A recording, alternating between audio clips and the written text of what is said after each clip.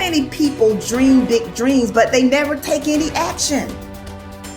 If you don't believe in yourself, you've already lost the battle.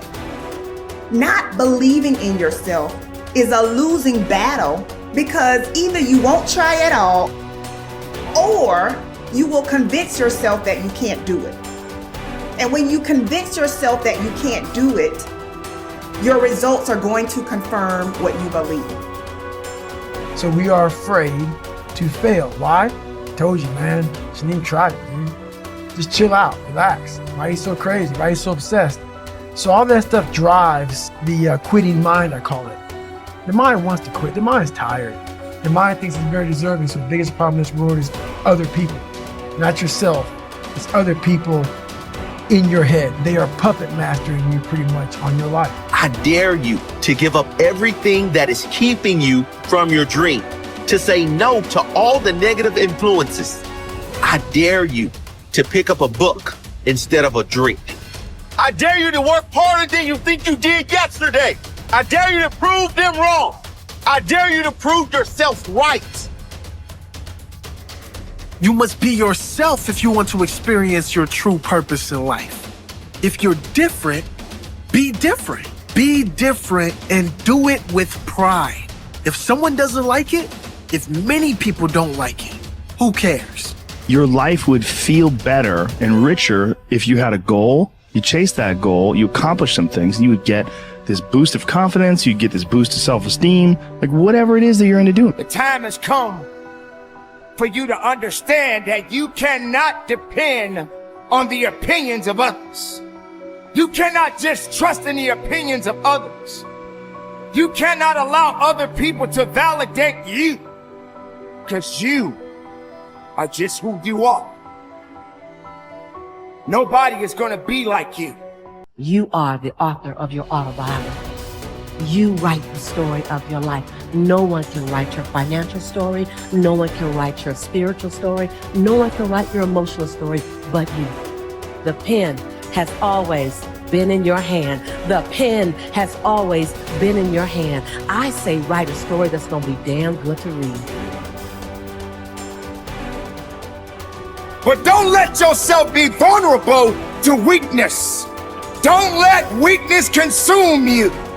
Don't let hopelessness consume you. Be about your business. Understand that you got to keep living and living strong. When nobody's looking, when nobody's watching, when nobody understands the measure of passion that you carry, can you keep going? Don't stop! You're right there! Find something.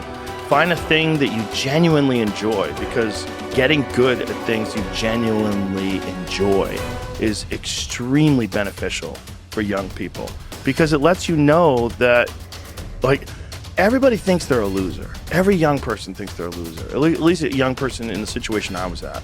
Like, I didn't know I wasn't a loser until I started winning, until I started doing martial arts. Martial arts taught me that, like, I could get better at stuff, that I wasn't really a loser. I just was someone who was, like, in a fucked up situation.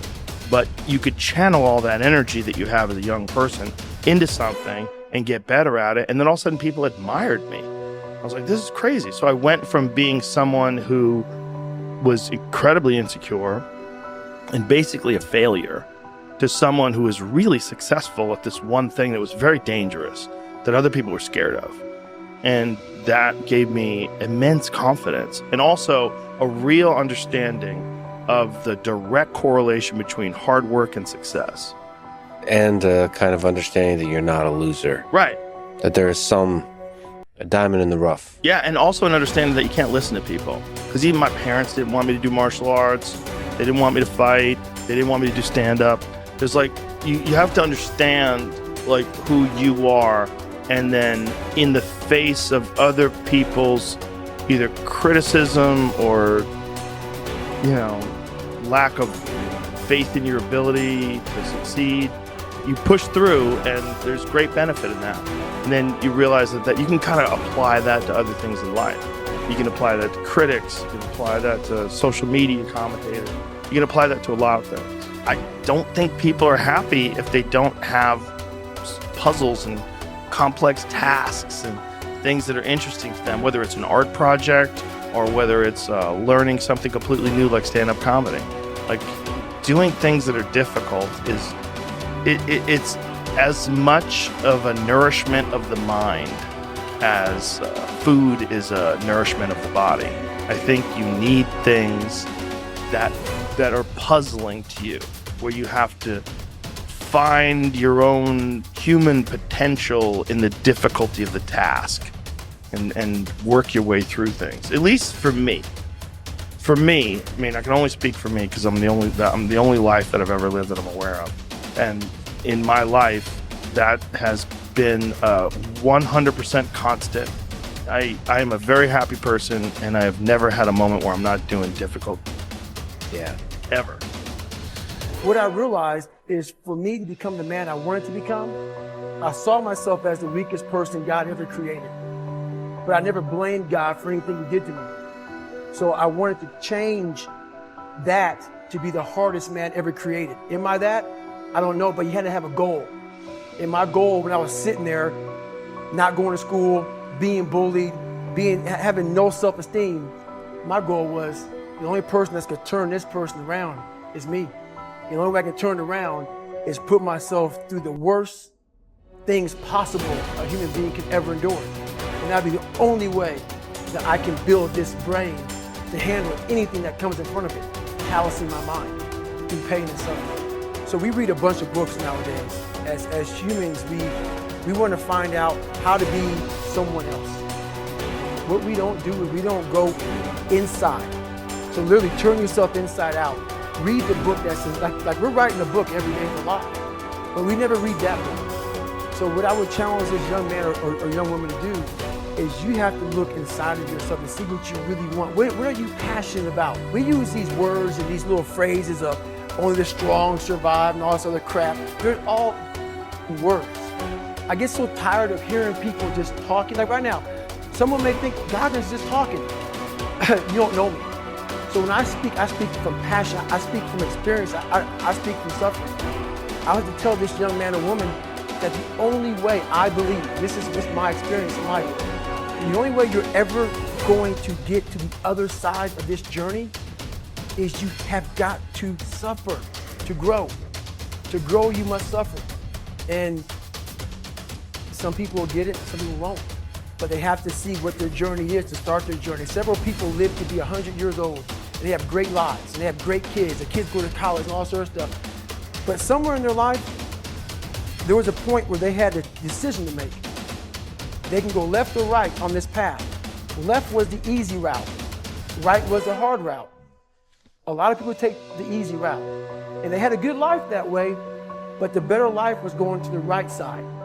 And you may have 20 years of pain and suffering to get past it, but a lot of us die never truly starting our journey. And I would tell this young person, you gotta start your journey. It may suck, but it will come out the other side where you're coasting. Study the values you admire. You learn values by studying them closely. The law of concentration says that whatever you dwell upon grows and increases in your life. What this means is that when you study and read stories about men and women who demonstrated the kind of values that you admire and respect, and then think about those stories and that behavior, those values sink ever deeper into your mind. Once these values are programmed into your subconscious, they create a propensity within you to behave consistently with those values when the situation requires them. For example, in military training, soldiers are continually told stories of courage, obedience, discipline, and the importance of supporting their fellow soldiers. The more they hear these stories, discuss them, and think about them, the more likely they are to behave consistently with these values when they're under the pressure of actual combat. The core virtue of character is truth. Whenever you tell the truth, however inconvenient it may be at the time, you feel better about yourself and you earn the respect of the people around you. One of the highest accolades you can pay another person is to say that he or she always tells the truth. Emulate the people you most admire. Much of your character is determined by the people you most admire. both living and dead. Who are they? Looking over your life and history, make a list of the people whom you most admire, and next to their names, write out the virtues or values that they most represent to you. If you could spend an afternoon with anyone, living or dead, what one person would you choose? Why would you choose that person? What would you talk about during your afternoon together? What questions would you ask, or what would you want to learn? Consider this as well. Why would that person want to spend an afternoon with you? What are the virtues and values that you have developed that make you a valuable and interesting person? What makes you special? Practice the values you respect. You develop values by practicing them whenever they are called for. As the Roman Stoic philosopher Epictetus said, circumstances do not make the man. They merely reveal him to himself. When a problem occurs, people tend to react automatically based on the highest values that they have developed up to that moment. We develop values by repetition, by behaving consistently with a particular value over and over again until it becomes a habit and locks in so that we come to practice it automatically. Men and women with highly developed characters behave in a manner consistent with their highest values, and they do so without thought or hesitation.